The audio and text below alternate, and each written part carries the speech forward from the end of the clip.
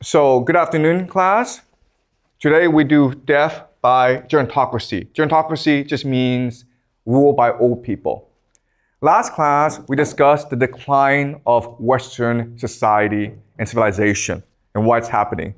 We discussed the theories.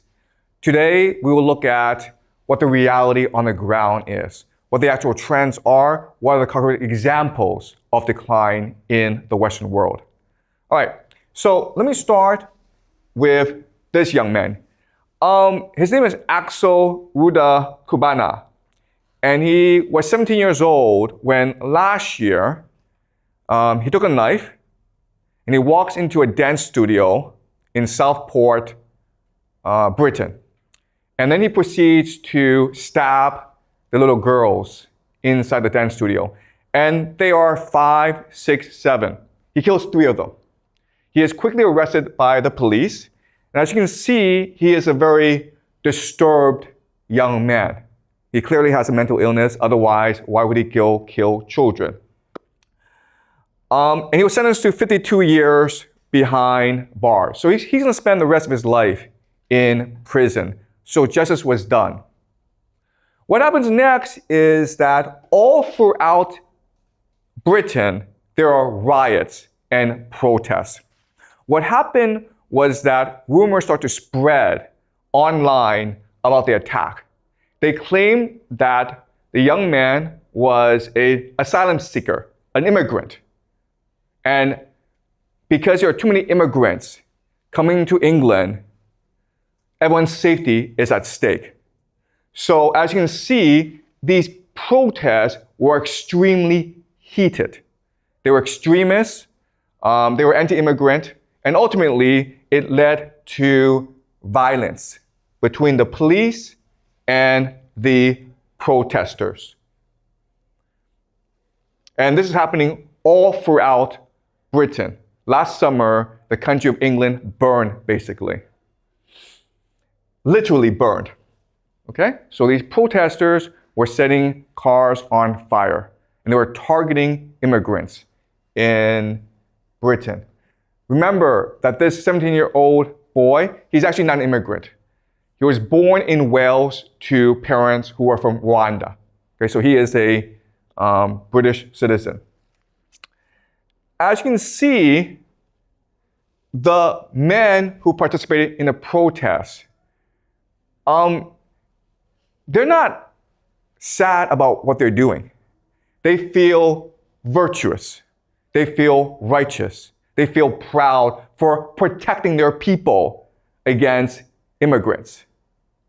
So the question for us today is, why is this happening? Why are all these civil conflicts caused by immigration throughout the Western world? So this is happening in Britain, but as you know, immigration in the United States led to the victory of Donald Trump in last year's elections in the United States. A lot of conflict comes from the fact that immigration is happening too fast in the Western world. So after COVID, you see this large spike in immigrants. The other issue is that most of these immigrants are coming from countries in the Middle East, in Africa, in East Asia. So it's clear that these people are different from you. Okay, so before, there might have been a lot of EU, European immigrants, but now it's just mainly countries outside of Europe. So the British people feel as though they're being invaded by foreigners. The demographic changes to British society are stark.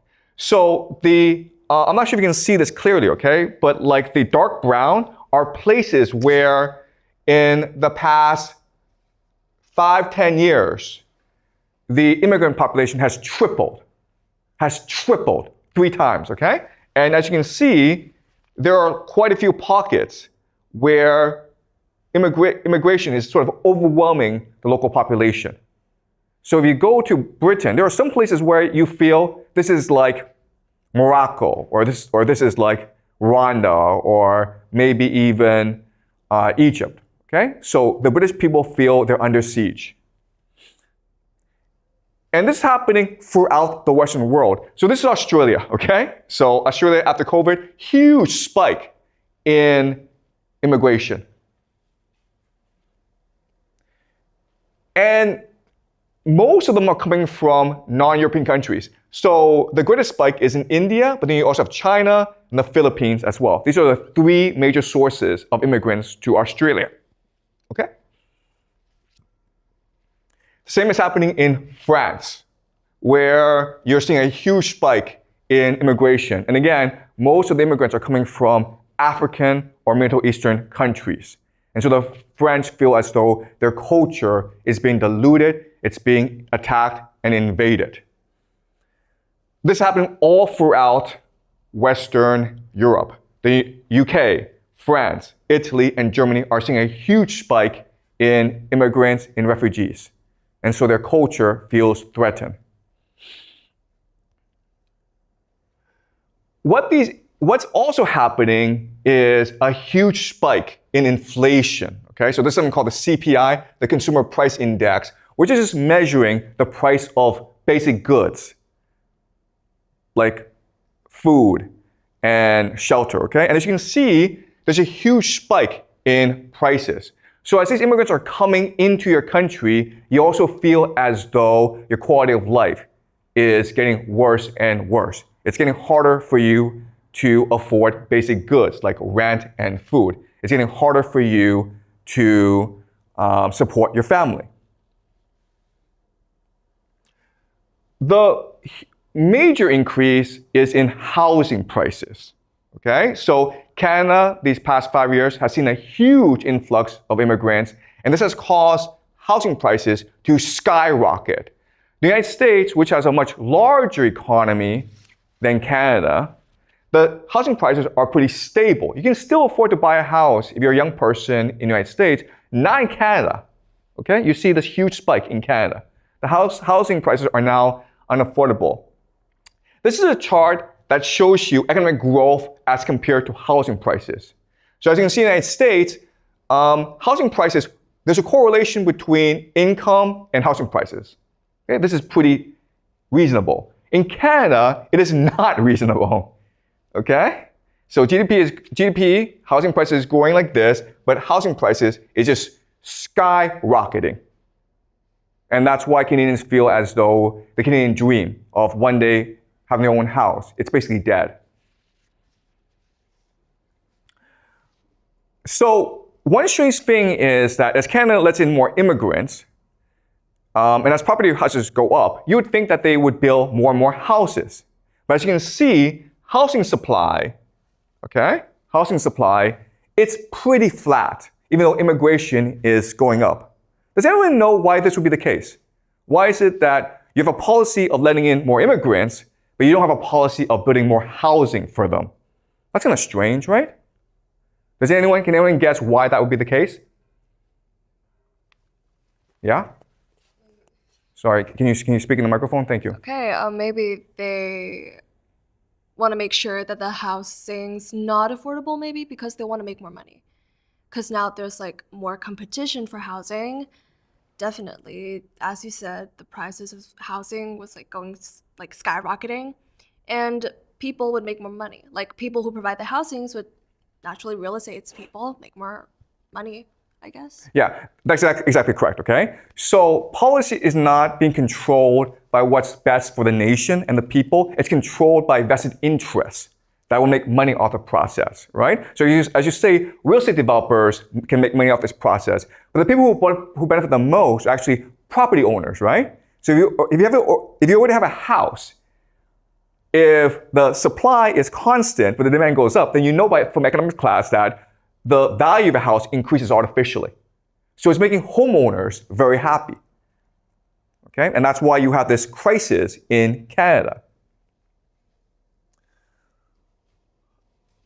The other issue that's really problematic in the Western world is that as the number of immigrants goes up, native people, the native population, they're not having children. Okay? So this is Canada, where the birth rate, okay, the blue is the birth rate, okay, it's steadily going down, whereas immigrants are going up. So it's the immigrants who provide most of the new people in Canada. In fact, right now, 25%, a quarter of all Canadians are first-generation immigrants. First-generation Canadians, meaning that they're immigrants to the country. And if you just look at this trend, in 40 years' time, 50 years' time, there'll be very few white Canadians in Canada. And this is causing a lot of conflict and tension in the country. So you have these huge issues. Housing is unaffordable. Inflation is going up. Ethnic tensions are increasing. But the Canadian government still insists on increasing the number of immigrants in the country. Okay? There's no policy rollback where they're like, you know what, let's have a moratorium. Clearly, our policy is too rapid and we need to slow things down. In fact, as you can see, they're actually going to ramp up the process. The goal for Canada, right now the Canadian population is about 35 to 40 million people. They want 100 million people in Canada by the year 2100. And guess what? The majority of these people are going to come from India and probably China. Okay? And as we discussed, the percentage of immigrants as part of the total population is just rapidly increasing. So in Australia, it's almost a third now. In Canada, it's a quarter. In Germany, it's a fifth. And these percentages will go up and up and up, leading to more and greater ethnic tension and immigrant protests within these countries. As you can see, the number of immigrants coming from India far surpasses that of other countries, okay? And these are just legal immigrants. We're not counting in students. So there are millions and millions of Indian students right now in Canada on student visas. And they're looking for a path to permanent residency, to citizenship.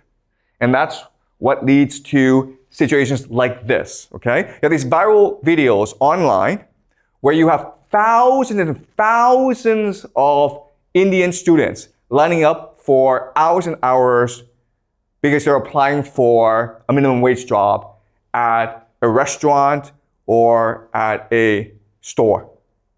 Life for these Indian students is just terrible. A lot of them live 8 to a room. Okay? There's one room that was meant for one person. There are now 8 students living in that room. At the same time, what's really interesting is that the Indians are now an extremely powerful political force in Canada. This was the former Prime Minister, Justin Trudeau, meeting with representatives of the Indian community because he depends on them for his votes. In last year's federal election, 22 Indian people of Indian descent were elected to parliament, okay? So in parliament, there's 243 seats. 22 of them now are Indian. How many Chinese? How many MPs of Chinese origin? There are less than 10. So even though the Chinese have been there longer, and even though they're actually more numerous Chinese than Indians, the Indians are extremely powerful political force. Now, a lot of it is because Indians come from democracy, so they're very good at debate. They're very good at organizing. They're very good at collective action. And that's what leads them to excel in the Canadian political system. At the same time, we can imagine that if current trends continue, if the immigrant population from India increases, and if the Indians continue to amass more political power, there could be a situation where the Indians take over the Canadian government in like 20 or 40 years' time. So there's a real risk that in Canada, that their native population gets replaced by the Indians. And this is happening elsewhere as well. Yes, a question. All the Indian immigrants that you have mentioned, like it took a part of the Canadian population. How about the like having the risk of aliens took over Canadian, but how about the people that is local in Canadian? Like, how are they doing right now?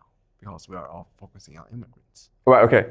That's a great question, okay? So immigrants are suffering, but actually the local population is suffering even more. Because as we discussed last class, the economy is declining, and it's pretty rapid decline. So it's harder for young people to find jobs, especially with immigrants coming into the country, right? Prices are very expensive nowadays. So it's very hard for young people to live and work in big cities. So as these immigrants are coming into the country, they're putting tremendous pressure on the local population. And that's why there's so much ethnic tension throughout the Western world right now. Okay? So this leads us to a paradox. If immigrants are making life worse for everyone, especially young people, who's the future of these nations, why is this happening? Okay? So I want you guys to keep this in the back of your mind. You probably know the answer already because you know how property prices work, right? Okay, so let's move on to another topic. So Canada, like 10 years ago, introduced a new policy called MAID, called Medical Assistance in Dying, euthanasia. And the idea here is that if you feel life is meaningless, if you're depressed, if you feel that you cannot cure your disease, the government will help you kill yourself. The government will let you die. Now, the big question then is, yeah, but 25 years ago, this was illegal in the world, right? Suicide was illegal. If you helped someone kill himself, you'd be put in prison. This would be basically murder. So what's the difference between suicide and the government helping you kill yourself? Well, there really isn't, okay? But the government says there is a difference, okay? So this is a brochure from the government, from the Canadian government, explaining to you why suicide is bad, okay? Suicide is bad, but suicide by government is good, okay? And it's really stupid. It's disgusting. It's disgustingly stupid, okay? What they say is that if you do suicide, well, you do it alone and you shock your friends and family. But if you do MAID, then everyone knows you're killing yourself, and so they won't be so sad when you die. Right? If you kill yourself, you might screw it up. But if the government does it for you, you won't screw it up because it's being facilitated by professionals who know what they're doing. All right? If you think this is stupid, there's more stupidity to come. All right? And what this tells us is, we discussed this last class, is one major sign of decline in society is the over-bureaucratization of society, where the government interferes in everything, okay? This is the absolute number of deaths from euthanasia in Canada. As you can see, in 2016 it started, you had about 1,000. By 2021, it's at 10,000, okay? So the numbers are going up really rapidly. Why? Well, because if you want to kill yourself, they won't stop you. This is the number of days required to be approved for suicide. As you can see in the Netherlands, sorry, this is Oregon actually. This is Oregon, United States. Okay, the number of days have been going down, but it's still like at most a month, okay? In Canada, they'll do it in like 10 days for you. They won't even think about it. They're like, you want to kill yourself? Do it, man. Good for you. Good choice. Doctors have been trained to not do any harm, right? Well, and death ought to be the last resort. But in Canada, death is now the first resort. If you go to a doctor and say, I want to die, the doctor's like, sure, let's do it, man. That's pretty disgusting. All right. Why are people killing so like if you see the number of approval rates have been going way up. It seems as though they have a quota to fill. This is 2019. Only 75% were approved. Now it's 81%. It's almost like they have a quota. They're trying to kill as many people as possible, right? As you can see, this number is the percentage of people who die because of euthanasia. This is the Netherlands, which for the longest time had a very open policy when it comes to euthanasia. And yeah, it's going up, but this huge spike is Canada. Okay? It seems as though Canada's in a rush to kill as many people as possible. So who's dying? Yeah, do you have a question? So the suicide of Canada is not euthanasia? Is that also a type of euthanasia? No, okay. All right, so suicide is when you kill yourself. Euthanasia is when a doctor helps you kill yourself. Euthanasia means good death. It means like you will die painlessly.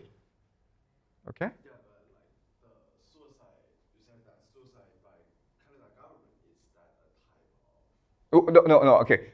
Euthanasia is suicide by government. Okay? All right. So why are people dying? Well, a lot of them, as you can see, most is actually from cancer. Now, what's interesting about cancer is that it's the most expensive disease to treat, right? Well, that's interesting. And a lot of cancer, it's pretty painful, but it's not terminal. You can still live with cancer, right? So it seems as though people with cancer are being encouraged to die because they're a burden on the system, which means who's dying? Who's dying here? It's poor people who are dying, right? This is pretty obvious.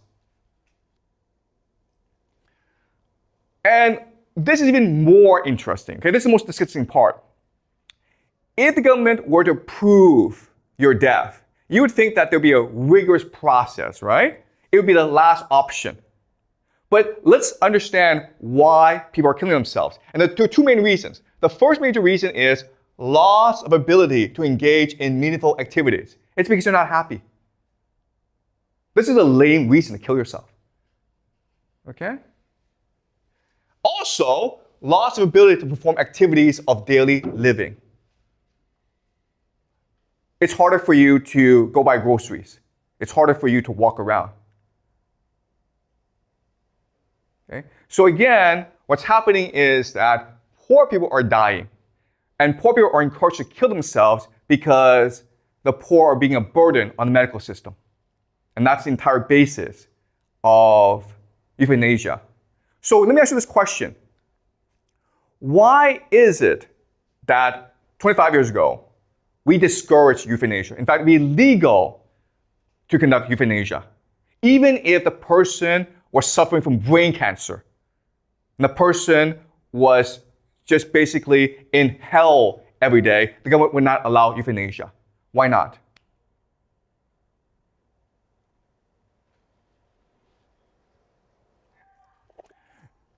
Yeah? Maybe because it was like harder to regulate, like the procedures to take for euthanasia, and because it was like such a new thing, you have no control over what the companies who like provide the service do, Yeah. or like what they do to their patients. I wouldn't even say patients, but like people who purchase their services, and also because again, it's such a novel thing.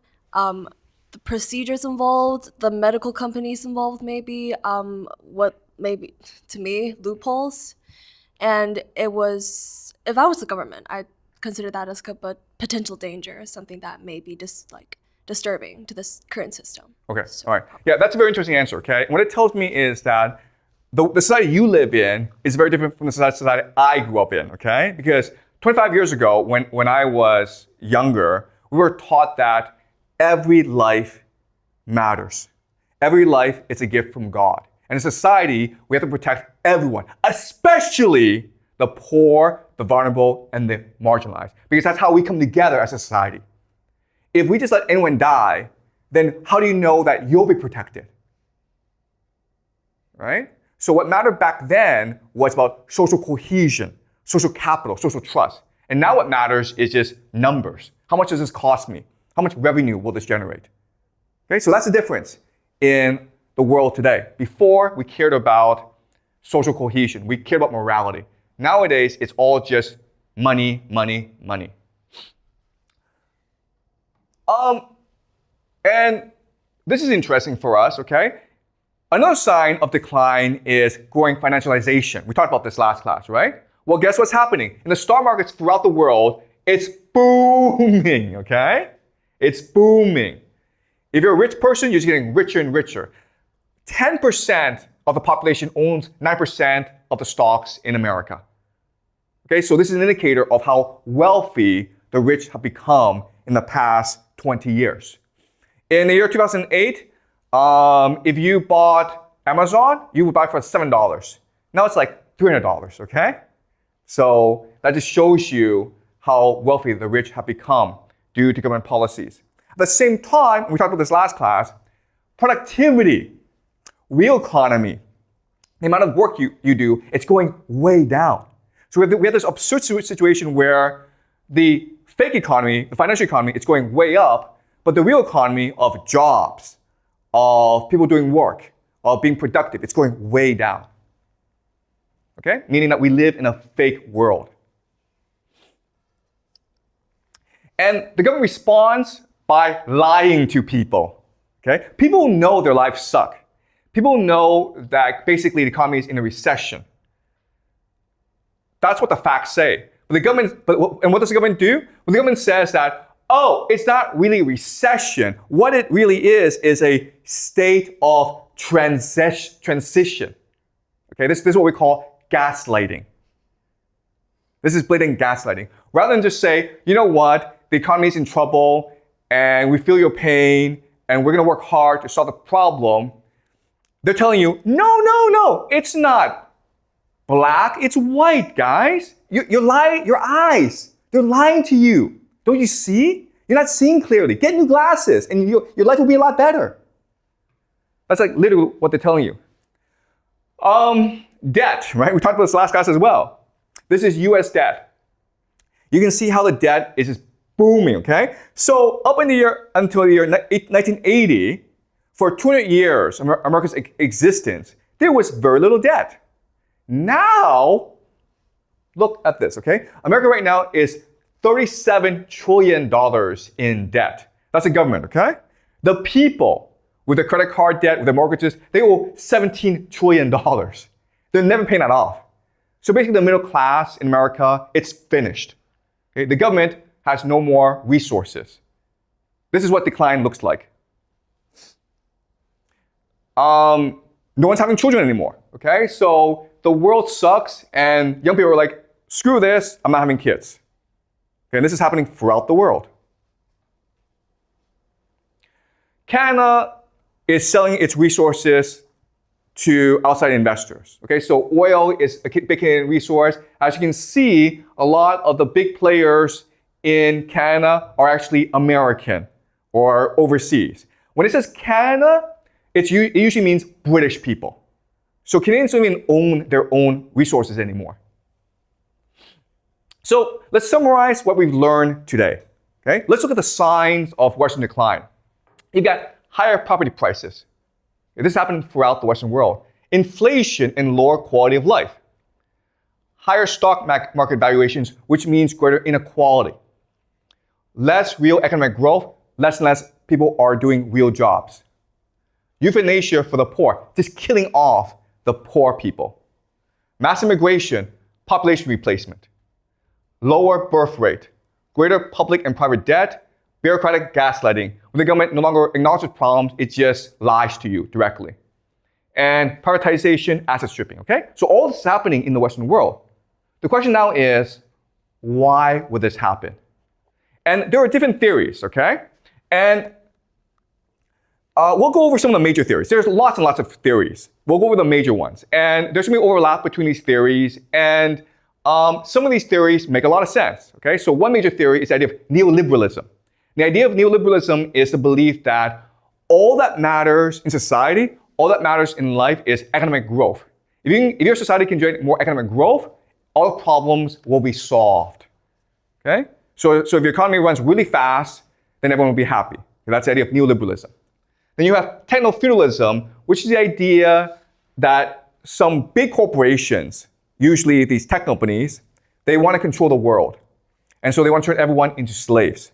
And if you don't have a house, if you don't have your own property, then you can be controlled by these companies, okay? Techno-feudalism.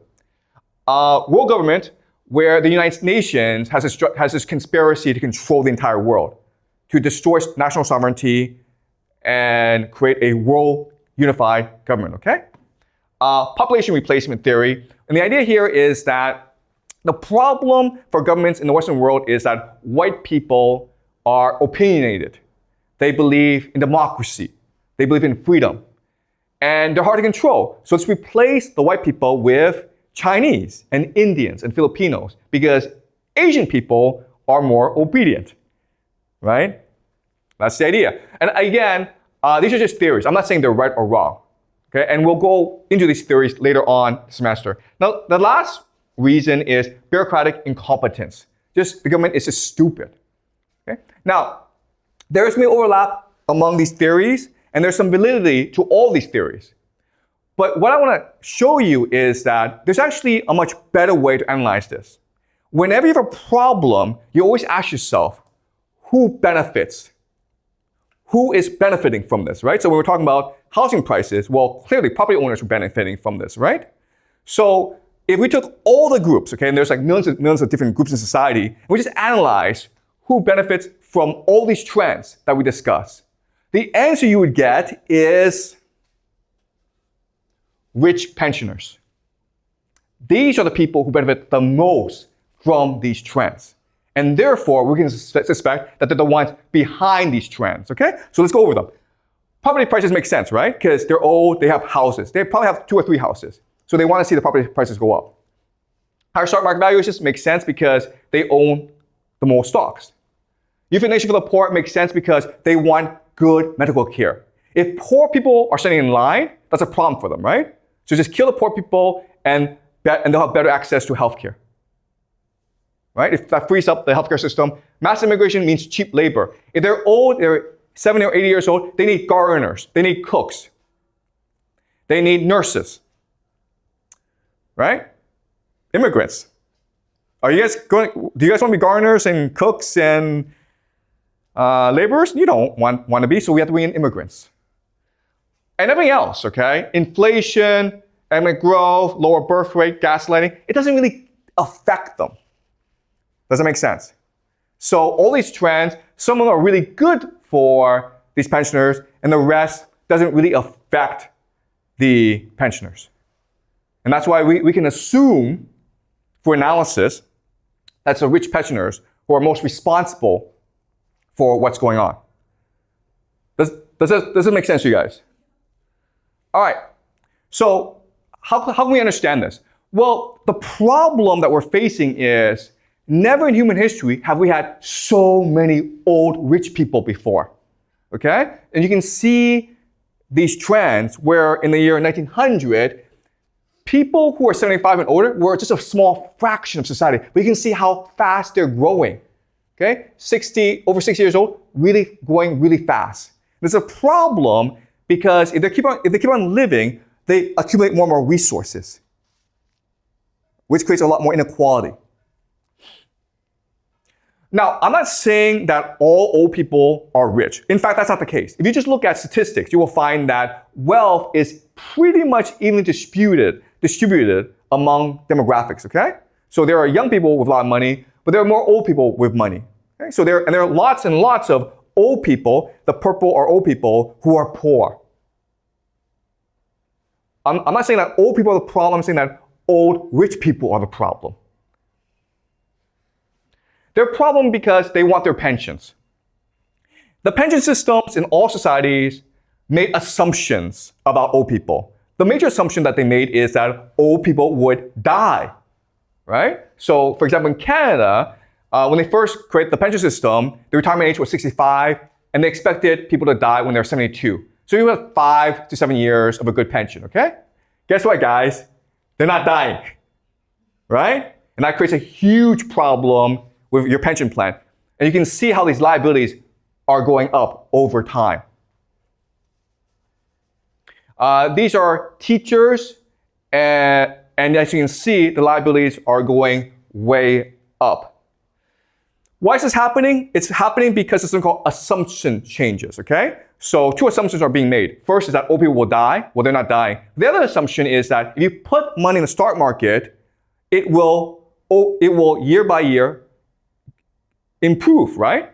The problem is that there's volatility in the stock market. It goes up and goes down.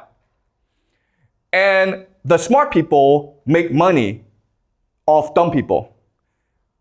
Guess what, guys? Okay, I'm gonna ask you a question. In finance, where do the dumbest people work? You guys know? In finance, the dumbest people work where? They work in pension funds. Why? Because it's a boring job. You just sit there and do nothing all day. So these pension funds are constantly getting ripped off from investment banks where the smart people are. Okay, so if you look at all investment vehicles, pension funds have lost the most money. And this has created huge issues within government pension funds throughout the world. Okay, so as you can see, there's volatility in returns in the pension fund. Okay, when you put the money in, the returns will differ year by year, and that screws up your model. If you're a young person, do not put money in the pension fund. Why? Because the value of the pension fund is going drastically down. When you grow up, when you mature, and you retire, guess what, guys? There's no money in the pension fund for you because all that money is gone. Why?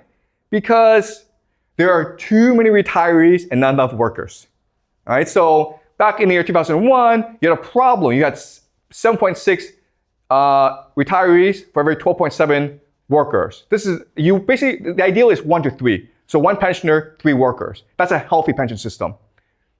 Now you have more pensioners, okay, than you have workers. This is a huge problem. These pensions will all go bankrupt in 5 to 10 years' time. At the same time, as I said, old people are not dying. In fact, old people are coming to dominate society. This is America. You can see how people who are 85 and older, whoa, look at this. Look at this. The aging crisis in America is huge. But it's not just America, it's everywhere, right? So by the year 2040, you'll have 65 million people in America who are over 65. You have 15 million Americans who are 85. And guess what? These 15 Americans, most of them are the ones who control America. So they dictate policy. And again, this is happening throughout the world, okay? It's particularly stark in Japan and Germany, but this is happening throughout the world. And this leads us to the idea of gerontocracy, okay? This is Joe Biden, President of the United States, and this is Mitch McConnell, who is head of the Senate. They're both retired now, okay? But they're both in their 80s, and they were the 2 most powerful men in America. He can't walk straight, okay? Whenever he walks, he trips. This guy is even worse because, look at this. The guy's brain dead. The guy is literally brain dead in public, okay? He'll be like, and like, no matter what you do, he's like, this is brain dead, okay? This is a brain freeze. The guy should not be one of the most powerful men in America, but he is. That's the world we live in, because he will not give up power. This is Dianne Feinstein. She died in office. She was 90 years old. She was 90 years old, and she was still working, and she died in her office. And she was a senator in the United States. These people are literally fighting for life. Okay? They refuse to give up power. They only give up power if they die. This is the US Senate, again, the most powerful political institution in America. These are people who are above the standard retirement age, which is 62, okay? This guy's 90 years old, and he's still working. 90 years old, and he's still working in the Senate. And he doesn't want to retire. Chuck Grassley. What does it mean to have a world run by old people? Now, maybe in school, maybe at home you've been taught that old people are wise. They're tolerant. They're generous. They're benevolent. No, guys. No. The difference between these 3 generations, young, mature, and elderly, are pretty stark. If you're young, you're rebellious. You want to change the system. If you're mature, you want things to move slowly, okay? But if you're elderly, you're reactionary, meaning you don't want anything to change. Okay? If you change anything, they get upset and slap you. That's reactionary. Young people are creative. Mature people want growth. But elderly people care first and foremost about safety. Young people are open-minded. Mature people want consensus, meaning they want everyone to get along. But elderly people are stubborn. They want things their way. So we are now living in a gerontocracy which is ruled by elderly people, okay? So we're going to live in a reactionary, stubborn system only concerned about the safety of these people. And so what does that mean? Well, it means that the world will go into lockdown. When there's a virus, guess what? We're all going to have to shut down because old people are afraid of catching germs. It will also lead to a police state. Okay? Now, police state does not mean that there'll be terrible police coming to beat us up. In fact, if in real life, most police that you meet are really, really nice people. But you have no individual freedom. Okay? So let me give you an example of this. So in Canada, a Chinese moved to Canada, and she bought a house, and her son is very naughty. And her son was so naughty that she wants to slap him. But she knows that in Canada, you can't really slap children, even in private, right? So she goes online and asks everyone, can I slap my child? And everyone's like, you can't do that because if you do that, your neighbors will report you to the police. But what you can do is report your child to the police. Tell the police your child is naughty and they'll come and help you discipline your child. In fact, you can get the police to come every single week. They'd like that. This is what we call a police state, okay? Intrusive government interference into your personal lives. Oh, and lots of surveillance, okay? Wherever you move, you'll be tracked. Whatever call you make, you'll be tracked. In 2003, Britain passed something called the Online Safety Act. And the idea is, if you say anything bad online, you can get arrested. Okay, so the freedom of expression is being limited. This passed in 2023 in Britain, but I assume it will pass everywhere in the Western world. Digital currency. The idea of digital currency is the idea of financial repression. So they're trying to eliminate cash because with cash, there's freedom. You can do whatever you want with cash. You can buy whatever you want for how much you want with cash. But with digital currency, all your transactions will be limited and monitored. Okay? So in the future, you will not be able to buy video games because that's bad for you. Oh, microchip implants, guys. Right? Isn't that great? Before you had cell phones, then you had facial recognition, and in the future you have implants, microchip implants. Immigrants, lots and lots of immigrants, because rich pensioners need help. They need nurses, they need laborers, they need gardeners, they need people to mow their lawn. So you have massive immigration coming into the country. Oh, but good news, okay? It'll be easier for you to study in America from now on, right? Today, Trump announced he wants 600,000 Chinese students to go to the United States, right? Before you guys were worried about not getting your visas and getting denied at the border, don't worry, guys. They want you to go to the United States because you guys are the best labor, okay? You're cheap, you're obedient, and you're studious, and you're young. Okay? So this is the plan, to let in more Chinese students into America so you guys can take care of elderly people. Isn't that great? Good news, right? Oh, lots and lots of prisons, guys. Okay? Because elderly people are afraid of criminals. And also, prisoners are free labor. Isn't that great? Oh, and one more thing. War after war after war. All right? This is what it means by death by gerontocracy. This is what it means to live in a world governed by elderly people. Elderly people are perfectly happy to send young people to die for their glory. All right? Okay. Pretty depressing, but Don't worry, things will get even more depressing as we go along. All right? All right, good. Any questions? Are you guys clear? Any questions? Yeah. Like for like the above that you said that elders controls the society and wants like they exploit young people. But is there a way that young people could like overthrow or having method to solve this? Yeah, that's actually a great question. So what can young people do about this? And the answer is nothing, okay? And the reason why, and this is really, really important, is that young people are biologically ingrained to respect the elders, right? This is true throughout nature. Even young animals will respect their elders. So do you want to go kill your grandparents? Probably not. Okay, so there's nothing anyone can do about this. This is just the unfortunate state of affairs. Okay? Old people are people we are biologically trained or wired to respect and obey. And that's why they can send us to wars and we'll go fight wars. Okay? Does that make sense? All right. Yeah.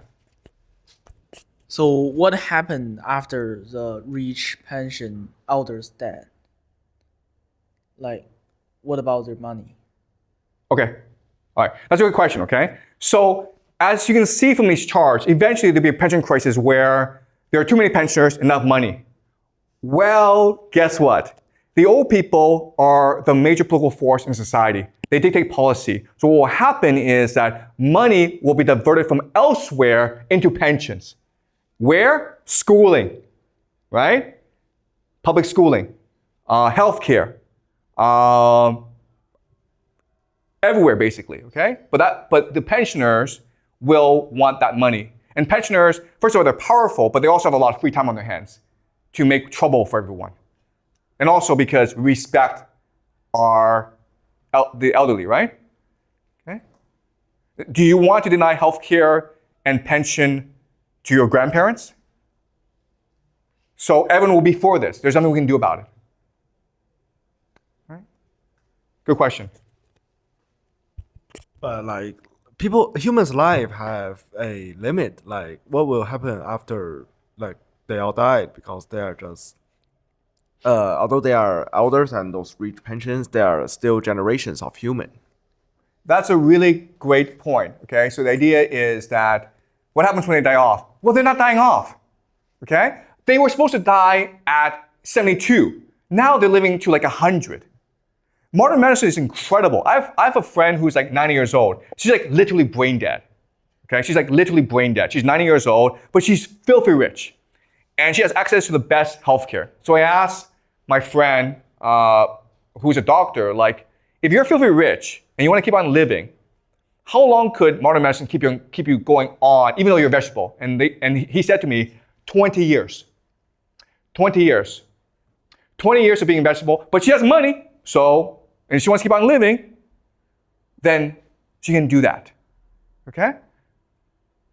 And that was not available before because of scarcity, right? Because of lack of technology. But nowadays, because of abundance, because of technology, old people can live as long as they want to. And also, what this chart tells us that when the green goes away, the red becomes the green, right? So you'll always have a society where the elderly are in control.